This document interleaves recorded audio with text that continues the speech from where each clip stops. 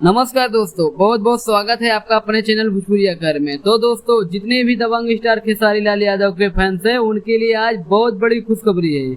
जी हाँ दोस्तों, क्या है खुशखबरी, आइए इस वीडियो में बताते हैं। तो दोस्तों, वीडियो को शुरू करने से पहले वीडियो को लाइक करें और चैनल को सब्सक्राइब करना न भूलें। तो दोस्तों चलिए वीडियो को शुरू करते हैं। तो दोस्तों, हम बात करें फरिश्ता मूवी की। हाँ दोस्तों, वही जो अभी हाल फिलहाल में आया है। तो दोस्तों, वो यूट्यूब पे एकदम कहर मचाया हुआ है, क्योंकि दोस्तों वो ट्रेलर मूवी सेक्शन में नंबर 1 पे ट्रेंड कर रहा है। हाँ दोस्तों, आप जाइए यूट्यूब पे देखिए, मूवी सेक्शन में नंबर 1 पे ट्रेंड कर रहा है और मेन सेक्शन में दोस्तों वो 7 नंबर पे ट्रेंड कर रहा है।